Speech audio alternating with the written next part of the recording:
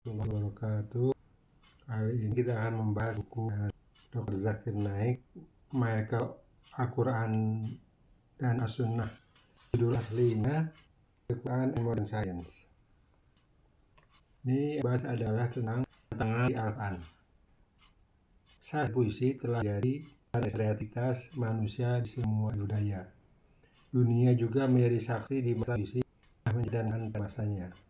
Hal tersebut mirip dengan ilmu pengetahuan dan teknologi yang terjadi pada zaman sekarang.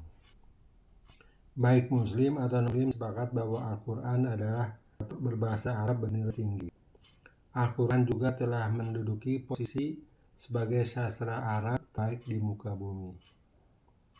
Al-Quran menantang umat manusia seperti termaktub ayatnya yang artinya, dan jika kamu membaca Al-Quran yang aminkan kepada hamba kami Muhammad, maka buatlah satu surah semisal dengannya, dan ajaklah penolong-penolongmu selain Allah, kamu orang-orang benar.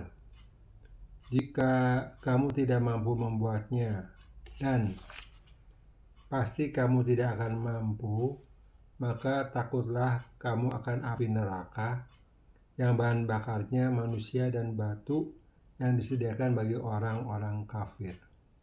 Quran Surat Al-Baqarah ayat 23-24. Tantangan dari Al-Quran adalah membuat surat yang dengan apa yang ada di Al-Quran.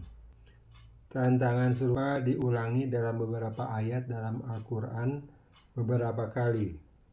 Bentuk tantangan ini adalah membuat sebuah surah yang paling tidak mirip dengan keindahan, kefasihan, kedalaman makna dengan surah-surah yang ada di dalam Al-Quran.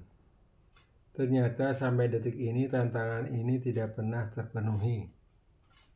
Pemikiran nasional manusia zaman sekarang tidak akan pernah menerima pendapat kitab suci suatu agama yang mengatakan bahwa dunia itu datar. Meski telah dikemas dengan bahasa yang puitis dan menarik, itu karena kita hidup di era di mana manusia telah mengalami kemajuan dalam logika dan sains. Tidak banyak orang menerima Al-Quran sebagai kalam ilahi begitu saja, lantaran keindahan bahasanya. Setiap kitab suci yang diakui sebagai wahyu ilahi juga harus diterima akal dan logika manusia. Menurut fisikawan terkenal dan pemenang hadiah Nobel, Albert Einstein mengatakan, ilmu tanpa agama itu lumpuh. Agama tanpa ilmu pengetahuan itu buta. Maka dari itu, marilah kita pelajari Al-Quran dan menganalisanya apakah Al-Quran sejalan dengan ilmu pengetahuan modern atau tidak. Al-Quran bukanlah sebuah buku ilmu pengetahuan, tetapi kitab yang berisi tanda-tanda dan bentuk ayat-ayat. Di dalam Al-Quran terdapat lebih dari 6.000 tanda, dan hingga saat ini sudah lebih dari 1.000 tanda yang selaras dengan ilmu pengetahuan. Kita ketahui bersama bahwa sains adalah suatu yang terus mengalami perkembangan. Dalam buku ini, saya hanya menghadirkan ilmu sesuai dengan fakta ilmiah, bukan sekedar hipotesis dan teori-teori yang hanya dasar pada asumsi, apalagi tidak didukung dengan bukti.